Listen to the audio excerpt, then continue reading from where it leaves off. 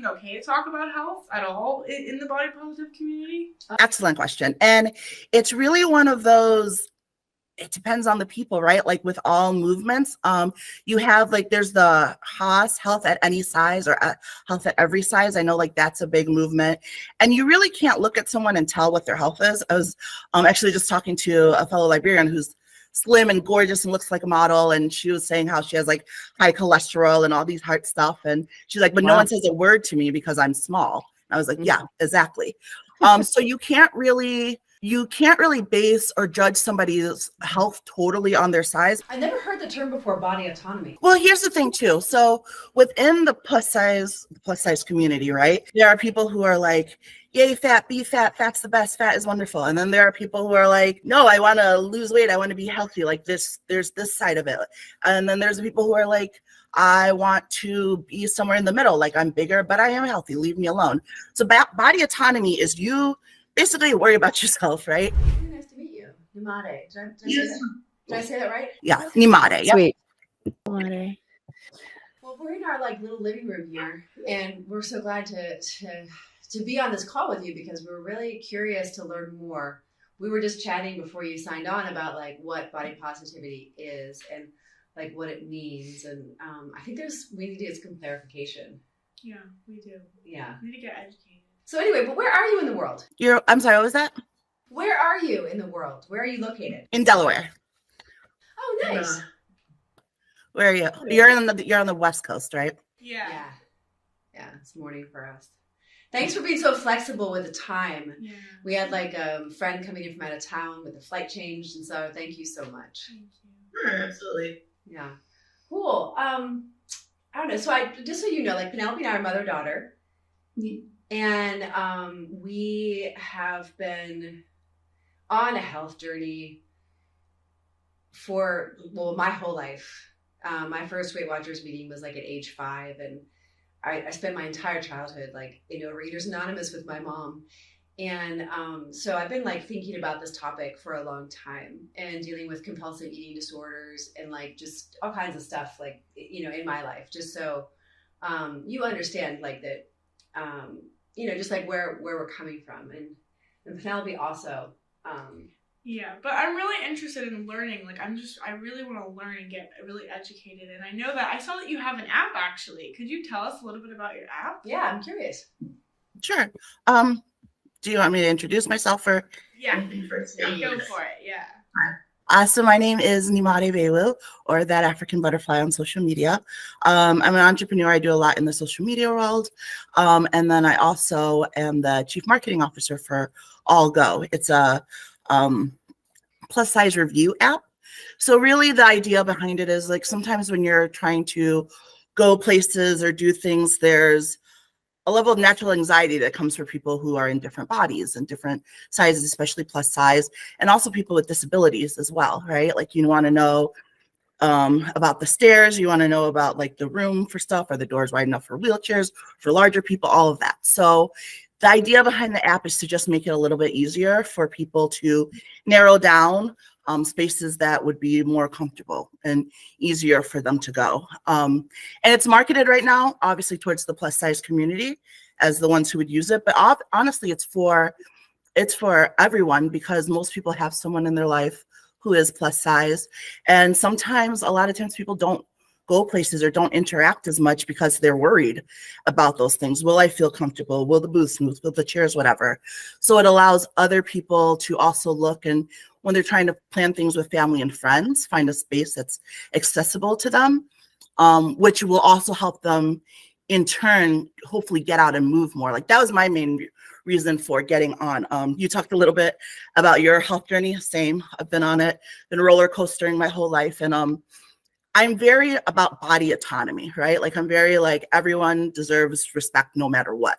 But that doesn't mean that I necessarily am not always on my own health journey. And I always talk about it. I'm trying to, I just thought I naturally like moving more and being more active, and my size sort of like limbers that a little bit. So it's a fine line between being positive and body positive and also like accepting things that aren't working for you. So I'm about body autonomy. I try to make that very clear. Like if you want to lose weight, great. If you're fine with yourself, great. whatever makes you happy. But for me, I'm happier when I'm active and I'm moving more. And as I started to gain weight, especially like I had some injuries and it kept me home a lot, I got more anxiety about going out and about doing things and about going places. So then I stayed home more, which is obviously the vicious cycle, right? Like you have anxiety about going out, so you stay home more. And now you're home more, so you're moving less, so you're getting bigger. And it's just this like never ending wheel. And so what really got me to join the app was seeing the viewpoint of like, hey, if I knew I would be more comfortable and in spaces going out more, then I'm going to go out more. And then therein comes moving more and hopefully, and it does work a little bit, right? Like I see, at least for me, like I see since quarantine ended and my injury got better, because I hurt myself again in 2022. The more I go out, the more I want to be out. The more I'm interacting with people, the more I want to be interacting with people. And then it also helps with my choices at home because I'm like, oh, well, I'm going to go to this thing, or, oh, I want to be able to do this thing. So for me, a lot of people see the app and they're like, oh, it's glorifying obesity. You just want people to stay fat. I want people to stay however they want to stay, but I also want to help people who want to get out, who want to move, who want to get back into life, you know? Yeah, that's fascinating. I never heard the term before, body autonomy. Yeah, me either. That's really interesting. So you're saying that body autonomy is like you do you, or it's Well, here's the thing too. So within the plus size community, right? There are people who are very much, I mean, like any community, it's not a monolith, right? So Right. there are people who are like, yay, fat, be fat, fat's the best, fat is wonderful. And then there are people who are like, no, I want to lose weight, I want to be healthy. Like this, there's this side of it.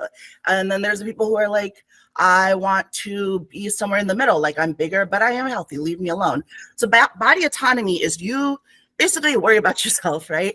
Yeah. My main thing is giving everybody respect no matter what size they're in. So whether it's someone who is bigger and says they love being bigger, that's fine. Whether it's someone like me who's like, help motivate me, like, let's get fit, let's get like, do this, like whatever is your choice, because we also see a lot of negativity sometimes in the plus community when people do lose weight, when they get surgery, when they get slimmer. It's like, oh, you're not supportive of us anymore. Like they're supportive, they just don't want to be out of breath going up the stairs, and they don't want their knees to hurt, you know, like that. Yeah. Like you can still be plus size or even smaller.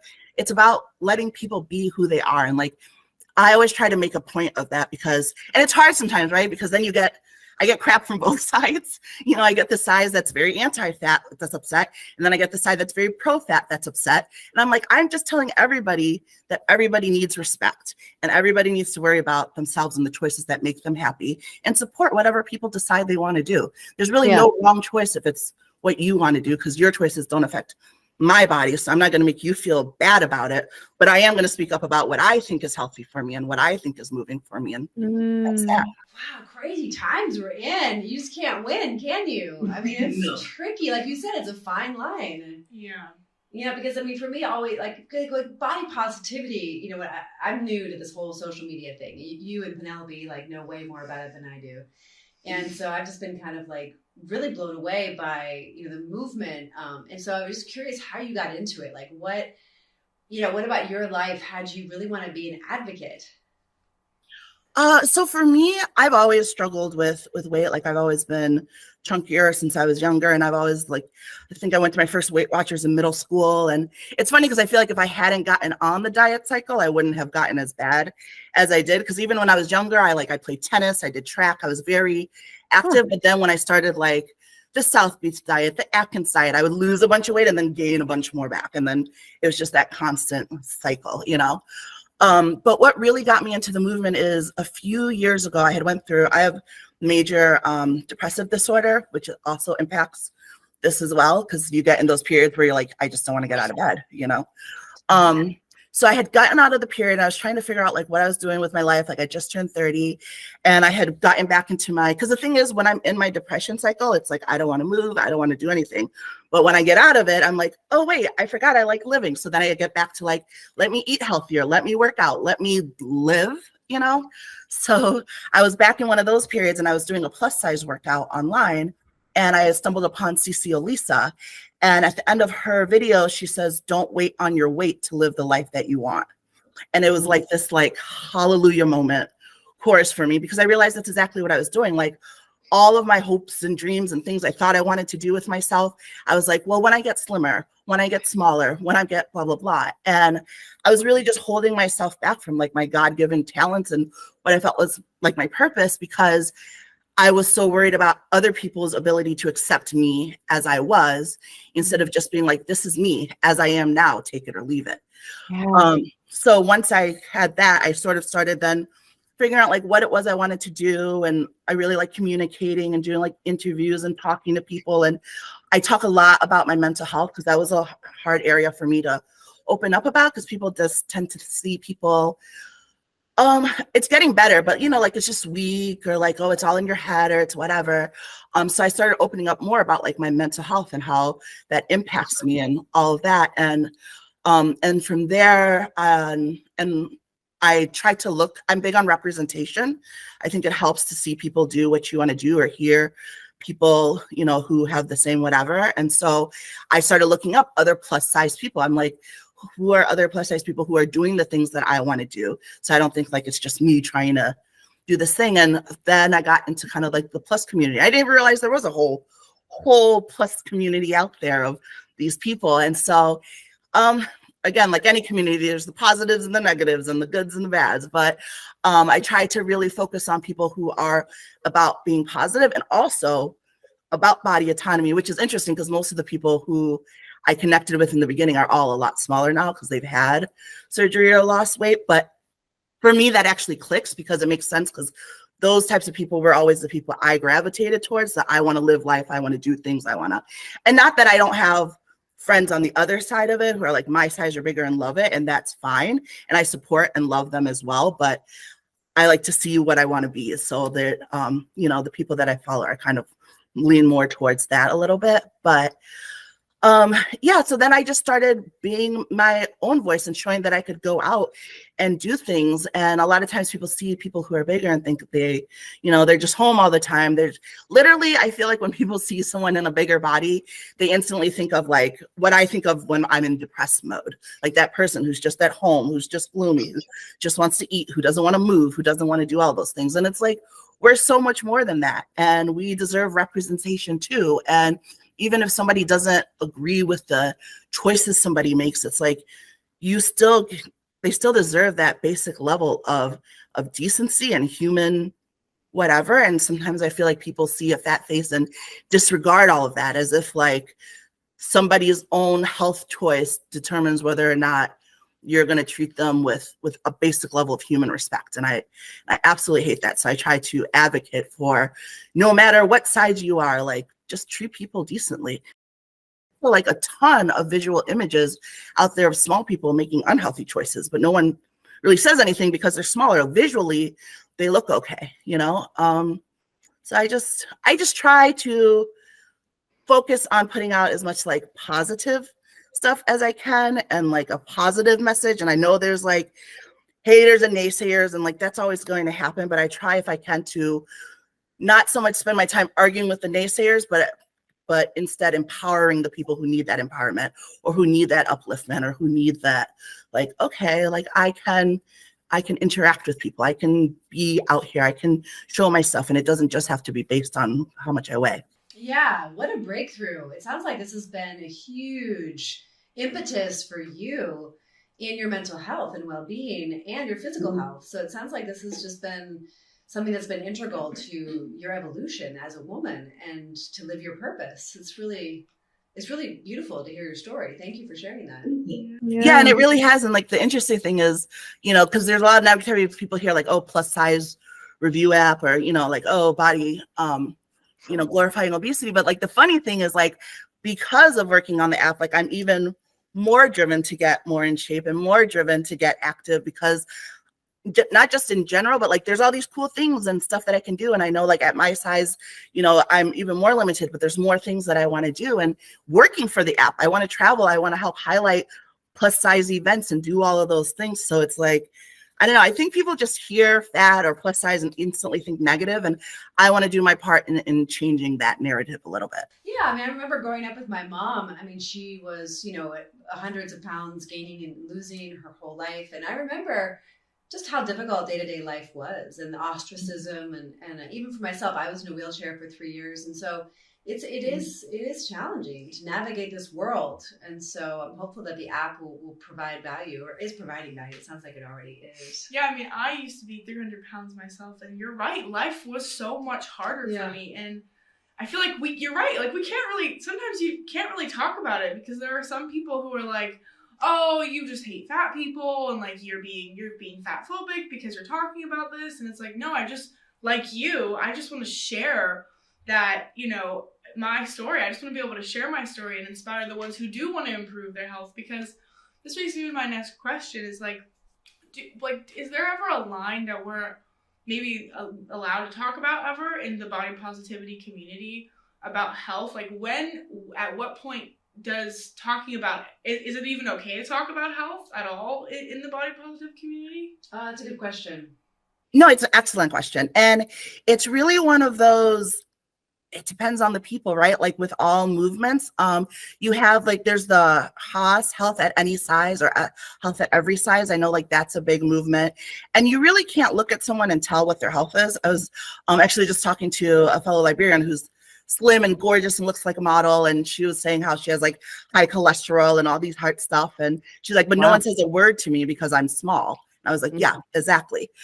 So you can't really base or judge somebody's health totally on their size, but like there's some like common sense things that like are going to happen being at different sizes.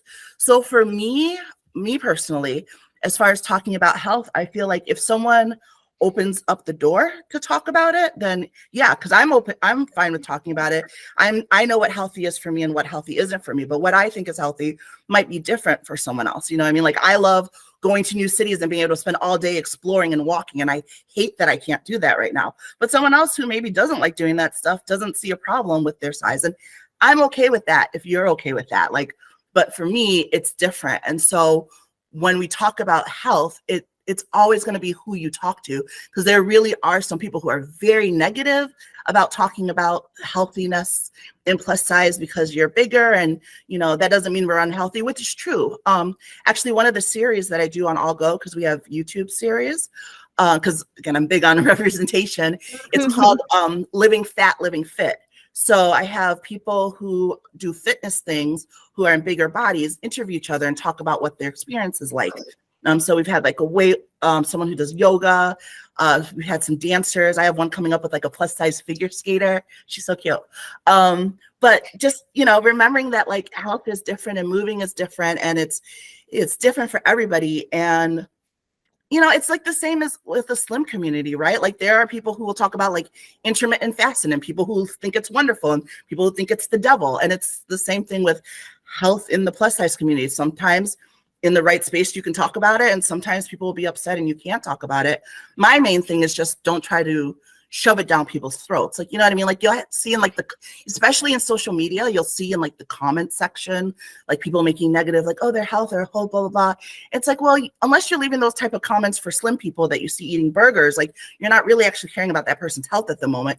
You're caring about what you see. And like, that's what I have an issue with. Like you're caring about them. Plus, you're a stranger online. Like, is it really like, you think the mirror didn't tell them they were fat? You think their parents haven't told them, the doctors haven't told them? Like, what is it about you and that comment you think is going to be groundbreaking for that person? Probably nothing. You just want to express that you think they're fat, but you want to do it in a way that doesn't make you feel bad. So you talk about their health. That's literally the only time I get upset about health conversations in the plus area. Other than that, That's really helpful. Yeah, and then I'm also curious because, right, there's definitely levels to it, right? Like there are people who are very overweight, and there are people who are like so overweight that it may be concerning if they're maybe 800 pounds or 600 pounds. And if it's a family or a friend, I wonder like if you care about them, like you're saying, it's kind of like there's a line, right? Like there's a line we can't cross. And so if we see someone, let's say, that is 800 pounds, like, well, I know your mom was really overweight, and she died at 59, sadly, and I never got to meet her. But I'm curious, if we have friends or family that we see are really, really struggling and are in a wheelchair, maybe can't even get out of bed on their own, and we feel like there may be something, maybe a conversation we could have because it's leading to a really negative place, is there a way to talk about that? Is it even okay to talk about it, or do we maybe just let them live, and if they don't live very long because of the state they're at, we have to accept that? I mean, I don't know. I'm genuinely asking. It's so I really hard. am. No, it's a valid question. And I have two schools of thoughts on that. One of which is like, and I've actually been thinking about it recently because I read a comment, but slim people die at younger ages all the time and for health reasons all the time. And it actually genuinely makes me sad that like there's a level of like flippancy when it's someone who's overweight, like, oh, well, they did it to themselves because they let themselves get that weight. Like, you know, like you mentioned your grandma being 59. There are tons of slimmer people who die from heart related or other issues at 59, but they get the compassion of like, oh, they passed away at a young age. That's so sad because they don't see on the outside what was going on their inside. But when it's someone overweight, it's like, oh, well, and like that is really upsetting and it's sad to me. But as far as talking to your family and friends, it's different. It depends on your relationship with them. What you said is crucial, like your family or friends. The issue I have more is like strangers who will feel like they can say something or comment on something without knowing about that person's life and that person's struggle. And most of the time, the person that you're speaking with, you should, if you are considering having that conversation with them, then I would like to think that your relationship is deep enough that you would know what that conversation would kind of be like and how they would take it in, right? Like, so because I'm open about like wanting to get healthier and wanting to do all those things, my family knows when they can talk to me about it and like be supportive. And if anything, I reach out to them like, hey, let's all do this challenge together. Let's text each other, you know? But I went through a really difficult period with my mom years ago because I lived in Florida at the time. And she is very much like, if you see something, you know, say something, that's how you show love. I get it. And she was never cruel about it. But what was happening is because I lived in Florida, I grew up in upstate New York, we would only see each other like once a year, you know, when we traveled. And we would have that conversation every time we saw each other, you know, like oh, I'm really concerned about you, you know, like the blah, blah, blah. And I get it. And I was like, I know, like, it's one thing if I'm walking around being like, I'm big and beautiful and you can't tell me anything, which, hey, if that's how you feel, that's how you feel also, not my business. But if I'm already like, hey, I know this, I'm working on this, and now you're just adding more pressure to me without a way to fix it, right? Like if you're coming to me like, I'm really concerned about you, I'm going to do this with you. I'm really concerned about you. I'm going to help you with this. Like if I'm just bringing it to your attention and it's already at your attention, that's not helpful. It adds stress to me. And like with my mom, I finally had to be like, Mom, I'm starting to get anxiety about seeing you because I only see you once a year. And I know that conversation is coming. Like I'm at the point I want to get off the plane and say, just tell me already so I can enjoy the rest of my trip without wondering when that conversation is going to start, you know? And so we've talked about it and she's like, okay, I won't bring it up again. And she hasn't, but I still bring it up because it is something for me, but I bring it up in a way that works for me and in a way that I want. So it's really just a matter of like the person you're talking to. And, you know, if it is, I think where you get into it being the hardest is when you do have somebody who's like body confident and you're like, oh, but I'm worried about them. But like and I know Penelope, when you messaged me, I was like, I wasn't sure about responding at first because I wasn't sure if we would align, because while for me and my personal health journey, I want to like get healthier and do all those things, I also understand my platform, my audience, and I don't want to make people feel bad either. So it's like, you may see me on social media and think like, oh, she's all about body positivity, body love, big and beautiful. And I am, because I do think I'm better when I love myself than when I hate myself. You know what I mean? Like when 100%. I love myself and I'm like, well, I don't want to eat that crappy thing because it makes me feel crappy. And I want to go out because I feel better when I go out. Like I'm better when I love myself. And the first step to doing better and being better is finding that love. So like, I never want to share that negativity or make people feel negative. But then I know that people might look at my page and be like, oh, she's just promoting obesity. She's just promoting blah, blah, blah, which is why, like, even with this conversation, I'm like, listen, I'm very much about body autonomy and loving yourself. That is my platform. Everything you do with that information, whatever, but it's about body autonomy and loving yourself. And so I think as long as you're coming from a place of love, and as long as you I guess, just talk to that person. Because I've also, like I said, sometimes it's a great conversation, and sometimes I had my sister have a we'll call it a intervention with me. When I left, I drove to a parking lot and just cried and cried and cried. It was the wrong time for that conversation, but I also understand it's coming from a place of love. So you can only hope that is coming from a place of love. But again, I think that if you want to broach that conversation, broach it with someone who you have that good relationship with, not just like a whoever. B, remember that just because they're saying body positive and body love doesn't mean that they're not working on things on their own, or they don't have their own things. Maybe they just don't want to spread that negative things to others because they're trying to help other people love themselves. Because that's my thing. I'm trying to help others love themselves. And then 3, if you are having that conversation with them, make sure you know what you want the end result to be. If you want the end result of that conversation to just be that they acknowledge that they're fat, they probably already knew that before you talked to them. You know what I mean? If you want the end result to be like, I'm going to work with you to see how we can make this better. I'm going to work with you to help you. I want you to know that I'm a support for you in this going forward. That's a whole different conversation, and it happens different. And I think it's received differently too. Yeah, and that's really interesting. And thank you for educating me on that. I really appreciate it. I know somebody who is like on the 600-pound end, and I would say we're close.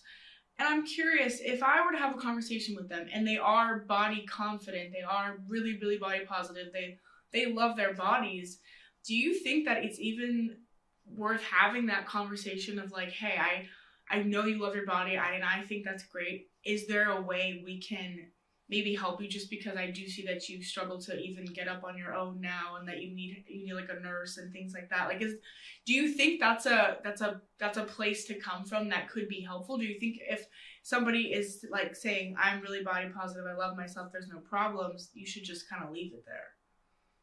I mean, I think at the end of the day, it's up to that person, right? Like, unless you're paying their medical bills, then it's not really your concern. Unless even if you love them. Well, and we love people, and we want the best for them. I would like to hope and assume, but people make their own life choices. And you sharing your opinion on that life choice, it can be helpful or negative, and you just have to, it's also a matter of like what you can live with, right? So if you are okay saying, like, if it doesn't resonate with you and you're not okay being in that person's life while they are living their life that way. And I hate to use the example because it's not the same, and please don't think I'm saying it is, but like if you have someone in your life who uses drugs, which actually food is an addiction, and you know what I mean? So if you have that person in your life and they're aware of it, you then have to make the choice of like, if you want to be in that person's life, if you're okay being in that person's life, knowing that they're making those choices and you're going to love them anyways, and what happens, happens, and that's that. Or if you're like, I can't be around this because I feel like me being around this is me accepting this, and I don't want to accept this. I can't see you put yourself through that. It's too harmful for me.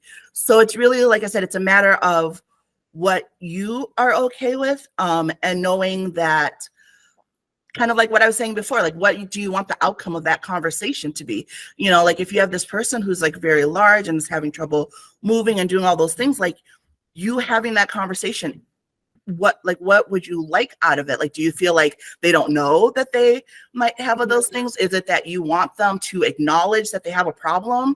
And maybe they do, but they just don't want to talk to you about it. You know what I mean? So it's like, what do you want out of that conversation that would make having it worthwhile? It's so tricky. It's such a challenge. I remember when Penelope was at her heaviest, and I would bring that to attention to it. You get really angry at me. It's true. I got really angry at her. You did know. I did know. And it wasn't helpful that I kept bringing it up. And on the addiction model that you just gave that example, I felt like not only was that happening, but I was enabling it. Because I was the one buying the food. Mm-hmm. And man, it was so challenging for me. I actually stole money from her and bought food because I was so addicted myself to food and going to that outlet for, through just emotional dysregulation. And then I would go to food for that instead of my emotions or working it out with myself. So It's really interesting that you say that. And it's hard because, oh, sorry. No, I was No, just gonna no, say, like you mentioned, it's hard because that enabling, right? Nobody wants to be the enabler. And when you see someone making bad choices, which is, if you're too big to even move, like we're not really on the right path, right? But it's their life. It's their life, just like it's the life of a someone who's into other things, and you can only express what you feel and how you want to help them. And it's also up to them to come to grips with it. You know, like I know that when like I said, when I'm in my good frame of mind and I'm all good, I'm active and I want to do stuff. But like when I'm depressed, like when my depression is it, and like just existing feels hard, like it feels horrible just to get out of bed. It feels horrible just to move, just to do anything. There are times where literally like my meal is like those happy hormones of eating. It's like my DoorDash is here and now I'm eating. And it's like, that was like my one joy, which then of course cycles into feeling like crap after, because now I've spent money I didn't need to spend. And now I'm eating this stuff I know I shouldn't be eating.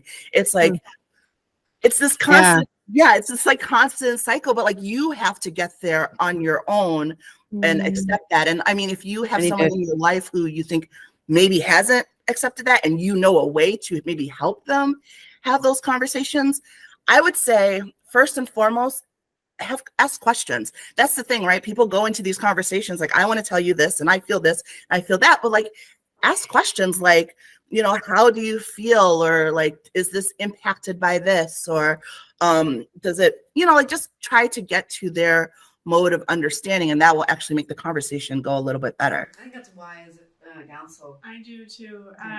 I'm wondering, like, is it okay to assume or say or feel that all overweight people or most overweight people are food addicts, or is that something that like should not be said, talked about ever? Like, is that something that just should not be talked about? I'm wondering. I would say, I'm not a medical professional, but I would say it's definitely something that shouldn't be said, because I don't think it applies to all. Like I said, I've always been chunky and overweight, but like in high school, which now I look at pictures of me and I was like, oh, you're so beautiful. But back then I felt like so big and so fat. I was like a size 16, 18. And when like, you know, all of my tennis, because I was on the tennis, and I also went to like a predominantly white school, which impacted that as well. Like the body types are also different. But like everyone was so tiny and I felt like I was so huge in comparison, but I wasn't a food addict. I was healthy. I was active, more active than a lot of teenagers. Most teenagers are doing nothing. And I was doing church stuff and doing school stuff and doing all this other stuff. And honestly, even like my food issues, I would say didn't really become, because there is some genetics in it, right? Like, so I've had thyroidization, I have PCOS, and genetics do play a part in it. I don't want to use the word excuse, because not that it's an excuse, but it's like, it does play a role in it, but it's not the only thing. And you can move past those. You just have to work harder. And that's also why I have an issue with people who judge people, because a lot of people, you two are obviously different. You've been on a path, you've gone through the journey, you know the struggle, but you'll have a lot of people who have like never been on that path, never on that journey, who are judging overweight people. And it's like, you can't stay consistent to lose 10 pounds, but you're judging me for not being able to lose 100. Like, you keep off your weight for a period of time, you go to the gym, you eat healthy, you do all that stuff. And the average person doesn't. The difference is your genetics keep you smaller and mine make me blow up when I look at food, you know, like it's different for everybody. And so knowing that it's different for everybody, you can't really say that everyone has that food thing. And like I said, for me, it wasn't until I got like a bit bigger. I had a back injury and didn't move for a while and gained because I gain weight so easily. And so because I wasn't moving and I was eating, I blew up, which then started that awful cycle of like, oh my gosh, now I'm so big. Now I don't want to go out. Oh my gosh, I can't do anything. I'm eating. It's just a mess. I'm still trying to work my way back from that. But like, that's when it started for me. But if you had looked at me before then, you could easily have looked and said, well, she's plus size, she must have a food addiction. But I did not. I was active. I just wasn't going that extra mile that I needed to go to lose weight compared to like a naturally smaller person with like regular metabolism and genetics. Yeah, That's I can really relate to that. And what you said about people who've never been overweight talking about overweight people is definitely, it's one of the craziest things to see and watch, because it's like pet peeve of it's like, mine. yeah, it's a pet peeve of mine too, because it's like you've never experienced this before and you are speaking on something you don't know anything about. And so I can definitely see how that would irk people. It definitely even like with working out, because it's like, and that's my thing right now that I'm focusing on, especially this year, is that like not thinking of it as like exercise or punishment, but thinking about like, I love moving my body. I love being active. I love doing stuff. But like, I remember going on a walk with somebody and it was a struggle, and part of why I don't, and why a lot of people don't work out with people is who wants someone to see that? Like, I get like that. I'm like, I don't want people to see me struggle to do stuff that I shouldn't be struggling to do. So I would rather just not do it. And you really have to get to the point, at least for me, where I'm like, well, too bad. I can either stay here and stay stuck, or I can get over it and do what I need to do to get where I need to go. But like when I was with my friend and he was like, we were just talking about it. I was like, well, I don't think people realize that, like, to you, we're two people going for a walk, right? To me, like, I need you to think about putting someone on your back and going for a walk. Depending on the person's size, putting two people on your back and going for a walk. So now that simple walk down the block isn't so simple because you have all of that extra weight. And yes, say what you will, it's the person's fault for getting big, blah, blah, blah, blah, blah. But you have to just put that aside if you really truly want to help the person and work with the person. Like, it is what it is. They're where they're at. You want to go from there. And going from there means recognizing that like every little activity you're doing with that person is doing it while giving one or two people a piggyback ride, right? That's why it's such a struggle to do certain things, because there's so much weight. And literally just think about doing, even washing the dishes, you know what I mean? Like, my back would hurt, like little stuff like that. Like, think about, which is like, oh, why? But yeah, if you told two people to be on your back or gave someone a piggyback ride while washing the dishes, you're going to be tired after like 10 minutes. You're going to be like, get off of me. I can't say get off of me. You know what I mean? So you have to find ways to work around it. And again, you can have a million conversations about how that person got there, why they're there, blah, blah, blah. But if your true intent is to help them, then take them from where they're at and figure out how I can help them in this way and how I can help them move forward. Yeah. If they want to. I love that you're thinking about exercise differently this year. I know that's been a big, big part of our journey, is using exercise to regulate and process emotion. And so it becomes really a cathartic 30 minutes or even 10 minutes or an hour if we have that much time. And that challenge that you're describing is something that we actually seek to create for ourselves every day in building strength and resilience, to have like more agility in the moment when life gets hard.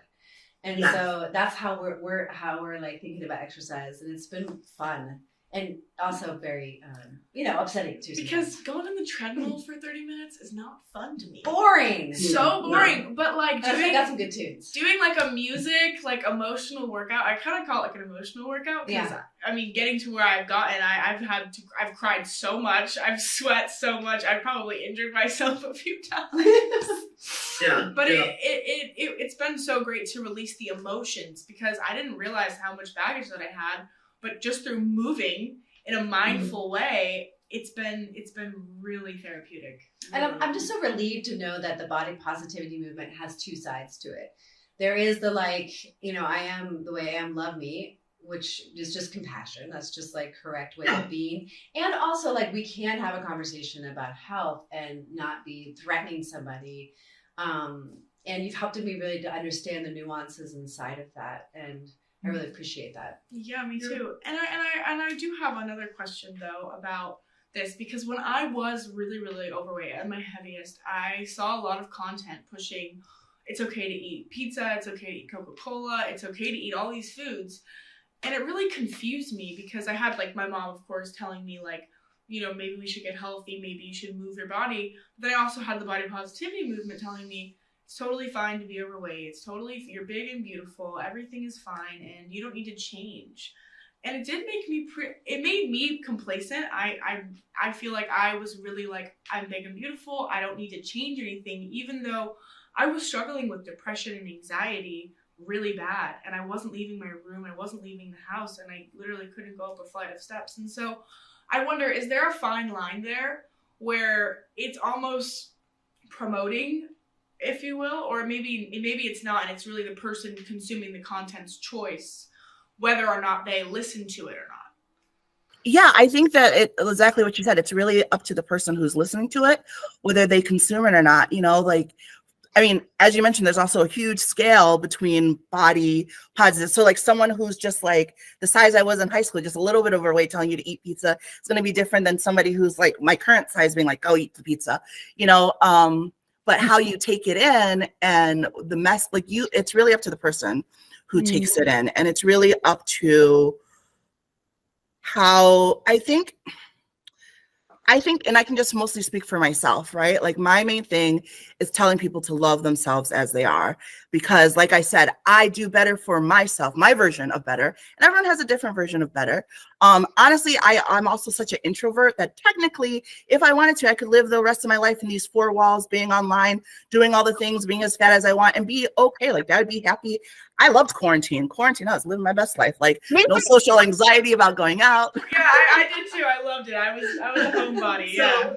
Yeah. So like, you know, for some people, like they are totally fine with that. And hey, if you are, like I said, body autonomy. If you are, you are. And I think that like, it just upsets me too when I see people attacking people for saying that because they're saying it in a bigger body. Like the person who's smaller telling you to love yourself, like that's okay because they look okay. No, I have a problem with those people too. The small dietitians being like, go eat your pizza, go eat Coca-Cola. I'm like, why are you telling me this? Like, right. And I mean, it's with everything. There's a message for everybody out there. It's honestly one of the things I lean into is the fact that like you can find your tribe no matter what your tribe is, no matter how outrageous. I always tell myself like there are thousands of people who think this earth is flat and they have supporters. Like I can support my loving my fat self. You know what I mean? Like there's people out there who will support you with any thought. So it's really just about the person taking it in. And I mean, I'm sure you can speak to this as well a little bit. Like you said, when you were bigger, you didn't want to hear it. You were complacent. Like the messages that you were taking in was also because that's where your focus was, right? So it's like when you buy a new car and suddenly you see that car everywhere. If you want to take in the message of like bigger is good and it's okay to be fat and do whatever, like that's what you're going to see and that's what you're going to take in. Once you start to flip the script on that and you want to see people say like, be big but move. Like I said, like I found CC because I was looking for plus size fit people. I wanted to see people who looked like me doing healthy things. So I looked for that and I found that and I started to bring in my content, which is also part of why most of the people I followed are now smaller. They're better with their discipline because they are plus size people who were moving and active and doing all that stuff.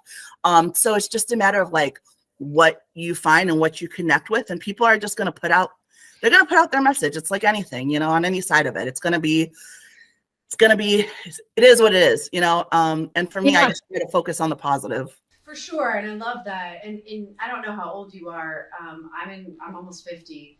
And for me, it's like there's separate realities. There's like the real world of 3D, and then there's the virtual world. Like they're very separate realities, and they don't mix at all for me. Like they're very distinctive. But for Penelope, you know, as a teenager, like that separation isn't there for these kids.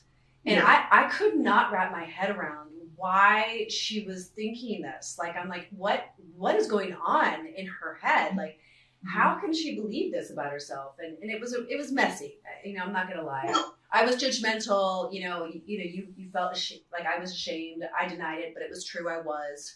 And so it was very messy. And I take responsibility for it. But Penelope really did not see the distinction.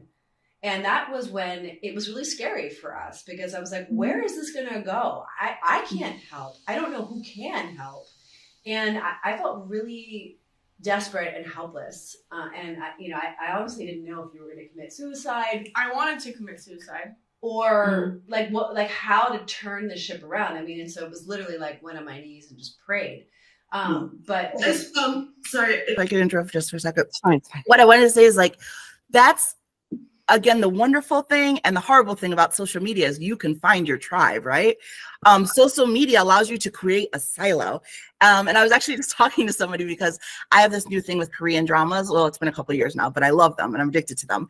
And so like my social media, a lot of it is like Korean shows, Korean dramas, blah, blah, blah. And I'm like, it's taking over the world. And I'm talking to my friend. She's like, no, no, we're all still, I'm like, oh yeah, that's just my social media. Because the way the social media algorithm works is the more you click and like on stuff, the more you see it. So like, even like, oh, and I know people hate this word, the Kardashians, but like, there are people who are like, they're everywhere. They're all over the place. They're blah, blah, blah. I never see stuff on them because I don't click on stuff about them, whether it's to say something positive or negative. But you will have those people who don't like them, who click on every article about them, who read everything about them. So the algorithm doesn't know if you're joy watching it or if you're hate watching it. And it's just going to say, hey, when this word is in this, I'm going to show you more of it. So like, if you're like body positivity, which again, there's a range of it, it's going to show you more of what you click on. So it is, for those of us, I'm 38, just turned 38. I'm still at the part where I can separate the real world from the fake world. But you also have people who are a lot younger where social media is their world. And as a result, they forget that they are creating silos for themselves. And what they're seeing every day is not necessarily like the real world. You know what I mean? And especially if you're online, Penelope, I'm sure you know, like something will break online and it seems like everybody in the world is talking about this and it's this huge deal. And then you look up in your phone and like nobody's talking about it, or like one or two people are talking about it. Or no one is. And you're like, oh, I'm weird. But when you're in it, it feels very much like this is what everybody is thinking and feeling. So when you're, depending on what you're looking at, if you're looking at plus size people who want to get healthy, who want to get fit, that's what you're going to see. If you're looking at plus size people who only love themselves and say, do whatever you want, eat you whatever you want, accept yourself, that's more of what you're going to see. It's a fine line and it's a hard line, right? Because social media is it, but it's not it, but it is, you know, like, how do you got to pray about it. Like you said, you just really got to pray. And you have to do like that inner work, and you just have to be a support for that person so that when they know, and I always say this about my younger sister, is like, she's my safe space, right? Like, I know I can talk to her about anything. I know I can bring up anything to her. If I'm like, okay, I'm ready, I'm going to try to be fit. Like, let's text each other when we get up and work out in the morning. Like, she's there for me. But also when I fall off the wagon, she doesn't give me that judgment. Like, she's that spot that I can come back to. My older sister, when I fall off the wagon, will be like, girl, what's up? But I know that I need both of those, right? I know that I need the person who's going to be like, get it together, but I also need the person who can be like, okay, because when you get rid of that safe space, then it gets harder to get back on the wagon, right? Because it's like, oh, I did all this like a couple of years ago. I lost 70 pounds and it was like, oh, it was wonderful. But then when you fall off the wagon and then when you gain it back, it's like, oh, the shame of starting all over again. I don't want to talk. I know it so well. I know it so well. It's so familiar to me. It's crazy.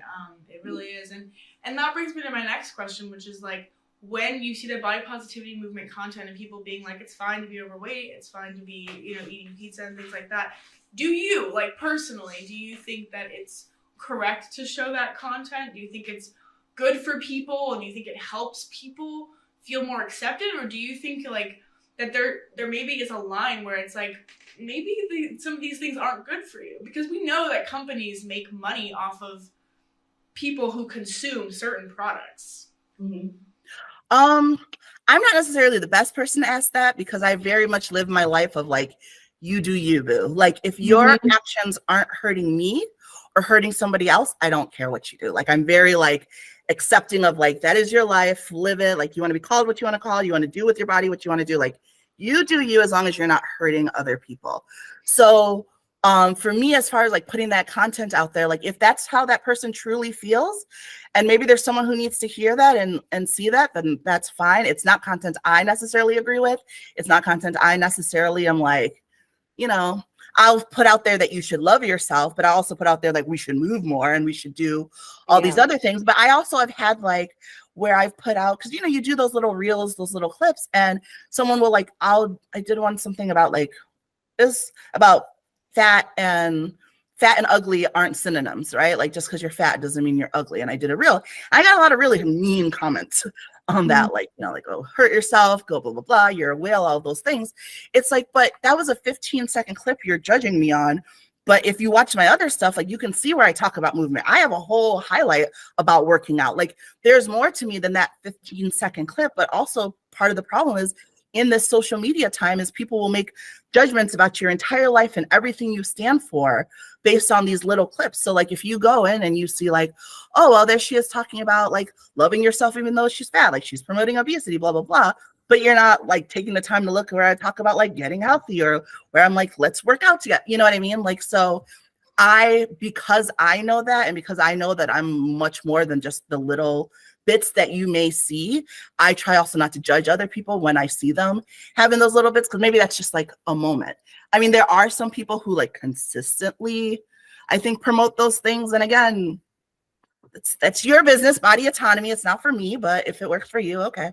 So that's so interesting. I never really thought about that way. So you're opening my mind. You're opening my mind up to these new ideas. And so okay, let's say that content, because you said something interesting. You said if it's not harming people, it's fine. So if we use me as an example, it was technically harming me because I was harming myself watching the content. So, I mean, technically it was my choice, right? To consume it and believe it and, kind of like validate myself through it. But is there a line in that where, yeah, maybe it was harming me and maybe that content could be seen as harmful because it was causing me those issues, causing me more issues? Mm-hmm. For me, it's always intent. And that's how I am with everything as well. Like, what is the intent behind it? So if the intent is not to be harmful, even if I disagree with it, I can be like, okay, like it's not for me, but whatever. Because even on the side, like you said, like it was harmful for you because you're taking in and you're using it harmfully. But maybe there's someone who's smaller who thought that was feeling bad about themselves and that content actually helped them, And even on the other side about speaking about like, whether it's like glorifying obesity or not, like how it's not okay to be super big. Like if the intent is to make people feel bad about being big, then that's still harmful, content. But again, even if the intent is to be good, like I'm trying to promote people to be healthy, well, maybe someone who's feeling awful about themselves and how big they are, because I have those moments too, where it just feels like so insurmountable that I'll ever lose the weight and ever get to the size that I want. If I take in content like that, that depresses me even more, even though that person's just trying to be helpful. Like that makes me more depressed. I'm like, why am I even bothering? Like I'm so far away from being healthy or for being a size, like I might as well just give up. Now, the intent of the person wasn't to make me feel bad. The intent of the person was to say, hey, let's get fit, let's do whatever. But it's always how the person takes it. So for me, I focus on the intent. If the intent is to be helpful, to be positive, then that's my definition of like not trying to do harm. I think that's wise. It is. Yeah. It is wise. And this is kind of crazy, okay? This is a crazy scenario, but I'm really am being genuine when I ask this because I know a lot of people that have been in these scenarios. There are some creators out there, which is also really crazy, who do make harmful content and they'll be like, oh, it's okay to do drugs. It's okay to do drugs. Right. And they promote that. And I feel like, and maybe you agree, maybe you don't, that's like encouraging people to do drugs. And so somebody who's addicted to drugs and maybe has been on a journey of trying to get off of them is watching that content. They might feel better and be like, oh, it's okay to do drugs because they're doing drugs. And so then they might do it and it's encouraging them. So do you see the correlation between those two, or is that maybe too extreme? No, I mean, I think you're right. And I think it just goes back to the individual taking it in and the individual making the content, because even like, let's talk about like weed, right? So cannabis is more prevalent now. There are positive things to it, blah, blah, blah. But someone who maybe has an addiction probably shouldn't be taking in that content, probably shouldn't be like, consuming it. But that doesn't necessarily mean that the person making that content should stop because someone else isn't able to take it in. Like there's always going to be people who can't accept certain things. And there's always going to be people who certain stuff is bad for, right? Like I can't think, but like, let's say you have some extreme health condition, right? Like, but there's a diet out there that people are promoting. It works for some people because it's good, but it's not going to work for you because it doesn't work for you. And that's where it's really important. That's why I'm always like, love yourself, focus on yourself, because once you figure that out, then you will know, oh, I should take in that content, or oh, I should not take in that content. Yeah, it's really up to the person taking it in, not so much the person giving it out. That person, I like to think that person is just speaking their truth, even if they're wrong. Lord knows I've been wrong in my life, and I'm so glad that I wasn't on social media years ago. And sometimes I'm like, I wonder what I will think about this content when I'm in my 40s and like looking back on it. But I think it's important to just speak your truth, and sometimes that allows people to see your growth if you change over time. Because I've seen that with some content creators, right? Like where they start off like, oh, this is so great, and then change their mind. I do hate when sometimes content creators lose weight and then get super negative, like, oh, I hated this and I hated that, because it makes me upset because you were allowing people to follow you while you weren't living your truth, right? So like for me, my truth is that like I'm not always comfortable with this size. I don't love being this size. I do want to get healthier. I wish I was more consistent, like all of those things, right? And whether I want to talk about them or not, like that's my truth. But I don't pretend like you're never going to see me being like, this is wonderful. Like I am the best at this. Like, but I really do hate when you find out when someone like loses weight or changes. And this whole time they've been saying it's wonderful to be bigger the better. And now they've lost weight and they're like, actually, I was miserable and I hated it and blah, blah, blah. It's like, well, then why not just be honest about it? Because then you have people judging themselves when they don't feel the same way.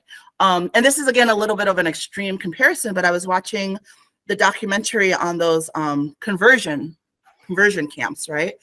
And in it, the people were talking about how they were leaders of those groups, that they had been converged, but they hadn't. They still felt the way they felt. Their sexuality was still the way it was, but they were speaking about it as though, you know, this has worked for me, and so you should do it too. So now you have all these people who are buying into it, and they're thinking that there's something wrong with them because it's not working for them, because why is it working for that person? But meanwhile, that person is lying to you. It doesn't work for them, and you're comparing yourself to their lies. So for me, with the plus size community or with any community, drugs, whatever, like, be honest, like be honest in your journey. Like if you're saying that you truly love yourself, and I do know some people who are like, no, I truly did love myself when I was that size, but I had to get healthier. And that's people really, I feel like people sometimes just don't want to acknowledge within themselves how they feel about it. They don't want to put that on other people, like you're lying about not being happy, but it's just like, you need to have a level of truth about it. And I'm not saying every video has to be woe is me. And you should spread that love, spread that positivity, but like also be honest about it. Don't pretend like you're loving this. Then when you finally figure out a way to fix it, suddenly you're like, oh, well, that was awful for me. Because it's like, what about all those people who are following you thinking they should feel wonderful and they didn't, and now they feel crappy about themselves? Yeah. I'm so glad you brought that up, because I really fit in that, right? Like that's kind of what happened to me, and these people are lying to me when my experience is so different, and like even you're sharing your experience is different. So it's really, I agree, being honest is really important when you're on social media about everything from start to finish, your journey then and your journey now. So I really agree with you on that. Do you feel like being overweight and big is a healthy? I mean, it's one of those things where it's up to the individual, and overweight is a wide spectrum, right? So like when I was in high school, that's when I would say it's really plus size really starts at like, I think like size 16 or whatever. So like back then I would say I was healthy. Like I was eating healthy. I was super active. I was doing all the things. Am I healthy now? No. And then there's a lot of weight in between the two of those. So like you can't really necessarily judge someone, but I do think that there's just physics of life, you know, like when I say like walking is like putting someone on your back and walking, like there's no amount of like self-love that will love you out of the fact that you're carrying that much weight on your joints. Like it is what it is. So to pretend like it isn't is like, to me personally, like a little ludicrous. But again, I also understand that not everybody is putting out that message. Like if you go to All Go, the app that I run, like even with all the stuff that I feel, it's very plus size positive, but because that's the space I want it to be. I want people to feel like, here are people who look like me. Here are people who struggle with the stuff I struggle. This is a place of acceptance.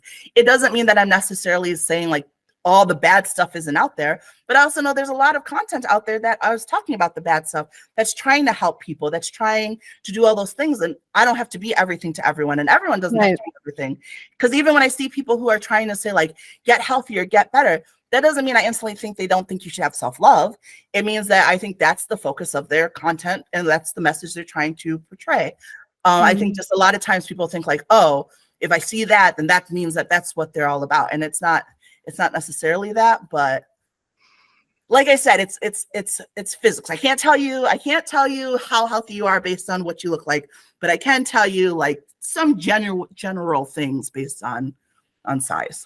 And do you believe that we, like everyone in the world, in the entire world, should accommodate, like make train seats bigger, plane seats bigger, doorways bigger, like everything? Do you believe that everything should be accommodated for like plus size people?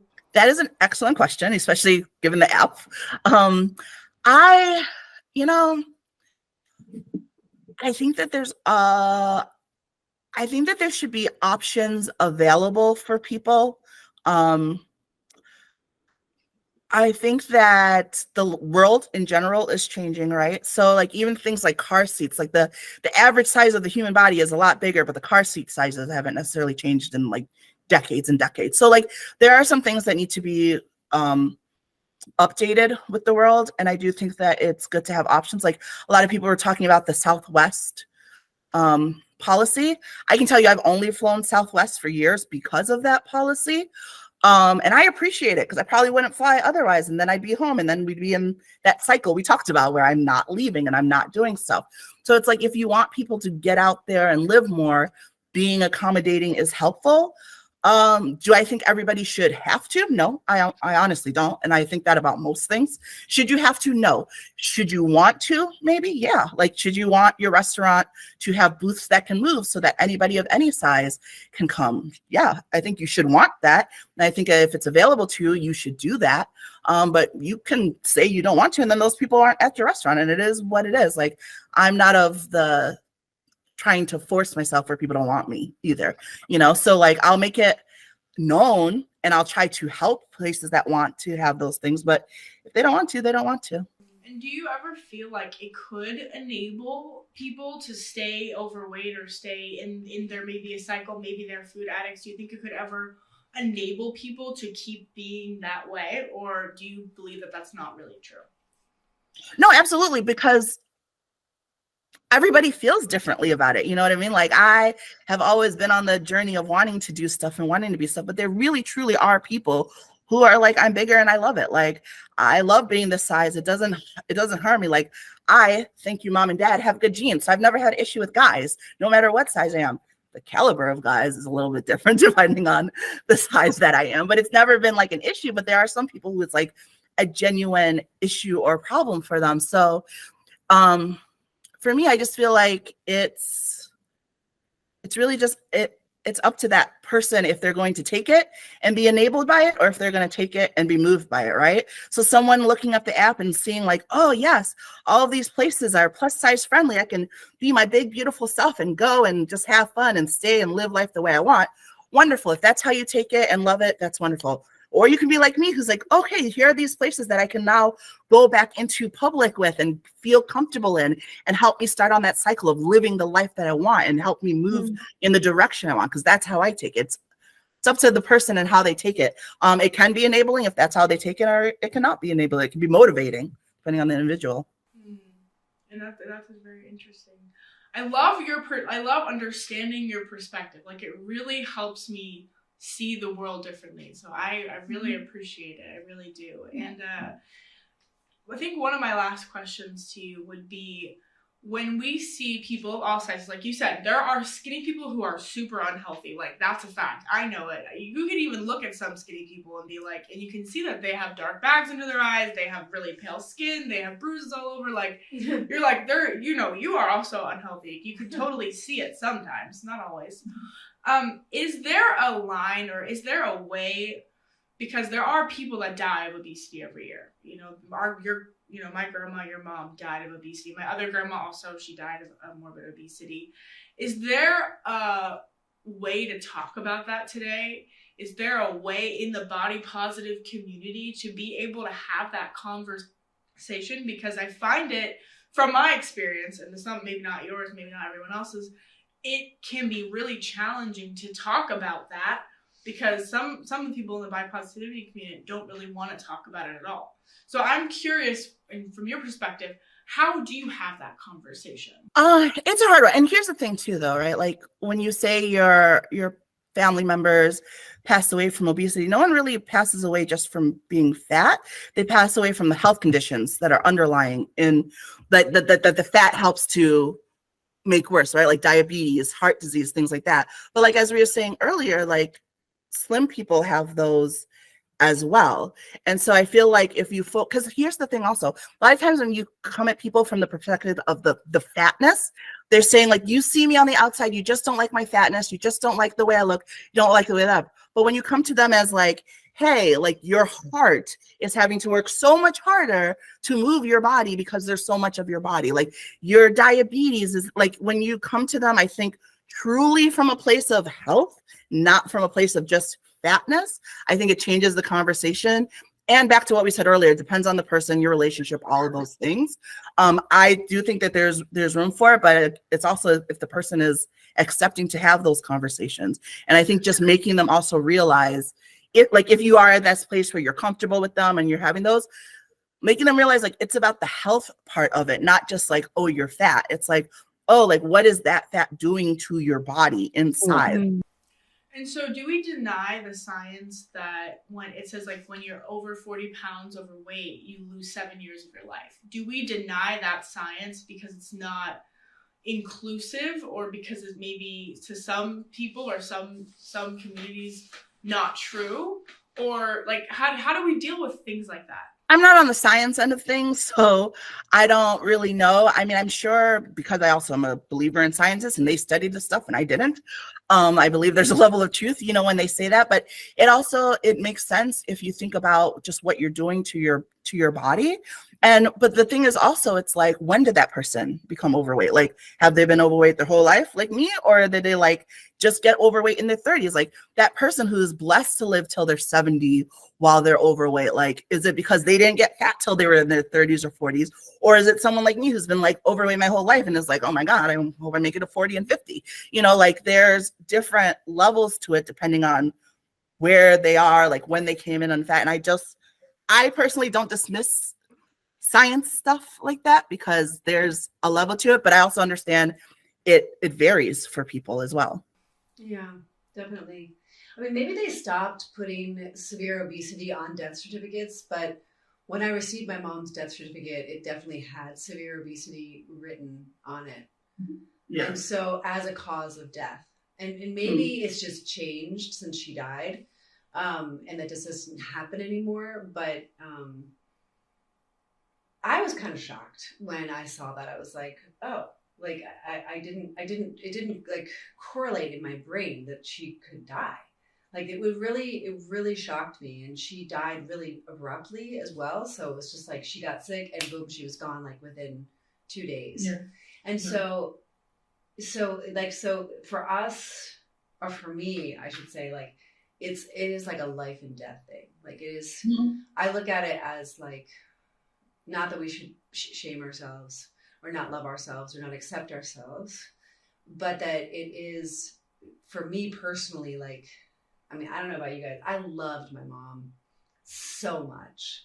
Yeah. And so it's a really big, it's a big thing for me, you know. Maybe the right word to use, but like it's a monumental thing for me. Like, no, and that makes sense. And it's like it makes sense too that it's life or death. And it's just that I think the way that it comes to people as well, like if you're concerned about their health, or if you're concerned about like their fat, right?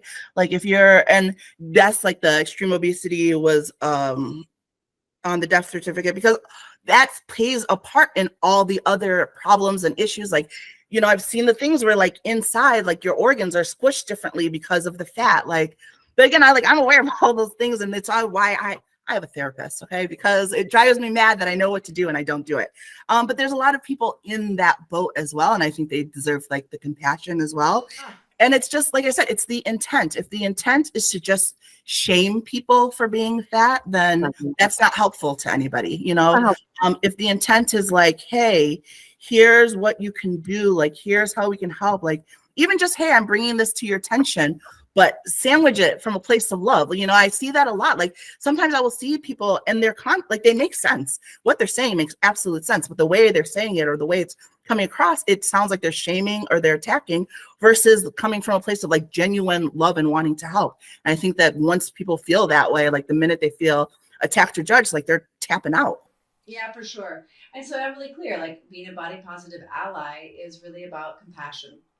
It's about love, and it's about acceptance with a dose of honesty and discernment. Yeah. Yeah, that's absolutely what I say. And just it again, it really depends on the person. So you can't even take it too harshly when someone's overly upset or when somebody's not upset. Like I get horrible messages all the time about promoting obesity or that I'm so fat or like just really mean, cruel messages. But, I also get those messages of like, thank you and helping, you made me feel seen and you made me blah, blah, blah. And so it's really up to you to decide what you put your strength and your time into. And then also for anyone who's creating content, like you're going to get negative stuff either way. And as long as you're doing it from a place of positivity, and as long as you're trying to share it that way, then you just got to take you're going to make someone upset no matter what, right? Like that's life. Nothing that's good is ever good for everybody. It's bad for some people. And same thing with taking in information.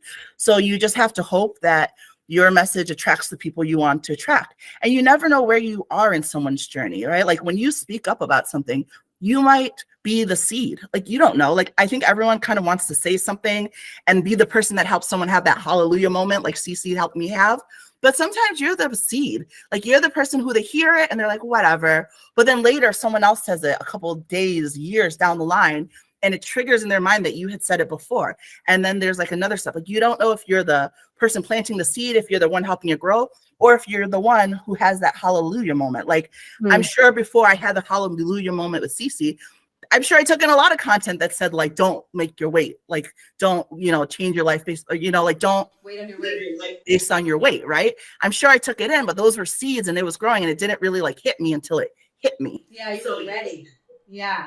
So you just have to be confident in your message and confident in like what you're doing and the positivity that you're trying to bring in, and know that sometimes people will be mad about it. But if you're coming from a positive place, maybe you were just meant to be the seed for them. And maybe later it'll grow into something else. And so you can't stop your message because that seed is still needed. Right. Thank you so much. Yeah. Thank you for taking the time to be with us today and share your heart and share your mind and share your experience. And your wisdom. Yeah, you're really wise. Really. Thank you. Yeah. Thank you. And I'm so grateful that you gave us a chance to chat. Because I love that you were saying like people take clips wrong. They take certain clips the wrong way. And they judge a book by its cover, which I also don't think is very body positive, to be very honest. So I'm very grateful that you showed up, that you were here to have the conversation. I learned so much, and I'm so grateful for the knowledge you shared. And just thank you for inspiring me and others to seek to understand better. Because that's what I feel like we're all on this earth to do, is to seek to understand humans better and have compassion in any way. And heal. Heal. In any form that may be. So thank you so much. You're welcome. And thank you for creating the space. I think sometimes it's easier to stay within the safe space of only talking to people who feel the same way you feel about stuff. But like, because I looked at your content and stuff, but I didn't feel that it was coming from a place of hate. Even like this parts where I was like, I could tell the message behind it. So like having these conversations with someone you feel like does genuinely want to understand and genuinely like want to have those conversations and reach it. Like, I think it's important to have those. So thank you for making the space to have those. Thank you. I mean, I want to create the space for you, people like you and I, to have these conversations because they have to be had. No one's talking about it. No one's having them. And if you can't, try to teach people and try to understand people, how are we ever going to get anywhere? Yeah. How are we going to heal anything? We're just going to stay comfortable, which we both know doesn't get us very far. Right. So I'm so grateful. I'm so grateful to know you and have met you and chatted with you. And I hope to stay in touch. Yeah. Thank you. Too. Yes. Thank you both. And congratulations on your weight loss. Like, you can't congratulate. Like, congratulations. It's hard work. Like, not just losing it, but keeping it off. That's the hardest. Like, keeping it off is the hardest. I tell you that. As someone who's still keeping it off, it is not easy. So congratulations. Thank you. And congratulations to you too for trying, for starting. I think starting takes the most courage. And then keeping it is also, like you just said, really takes a lot of courage and a lot of consistency and a lot of grit. And there's a lot of tears and sweat and blood that comes with it all. And the fact that you have the courage is beautiful. And I'm so proud of you, even for how far you've come today. Yeah.